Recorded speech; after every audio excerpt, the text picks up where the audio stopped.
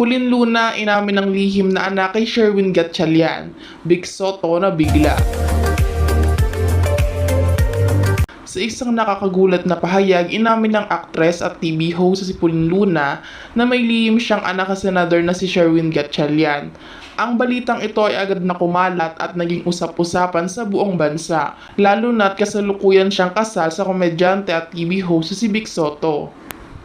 Sa isang eksklusibong panayam, binunyag ni Pauline ang matagal nang itinatagong lihim. Ayon sa kanya, naganap ang lahat bago pa sila magpakasal-libig.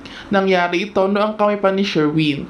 Hindi ko inasahan na magdudulot ito ng ganitong kalaking ekskandalo, pero panahon na para malaman ng lahat ang katotohanan, ani ni Pauline. Sa kabila ng pagkabigla, nananatiling kalmado at mahinahon si Vic Sotto. Ayon sa kanyang tagapagsalita, nagulat siya ngunit sinusuportahan pa rin niya si Pauline sa kabila ng mga pangyayari. Nagulat si Bossing pero bilang asawa, naunawaan niya ang sitwasyon.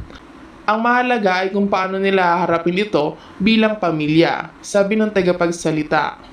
Samantala, wala pang pahayag si Senador Sherwin Gatchalian ukol sa issue. Patuloy na inaabangan ng publiko ang kanyang reaksyon at kung ano ang magiging epekto nito sa kanyang karera bilang senador. Ang pag-amin na ito ni Pauline Luna ay nagdulot ng malaking gulat, hindi lamang sa showbiz industry, kundi pati na rin sa politika. Marami ang nag-aabang kung ano ang susunod na kabanata sa kontrobersyang ito at kung paano ito makakaapekto sa kanilang buhay.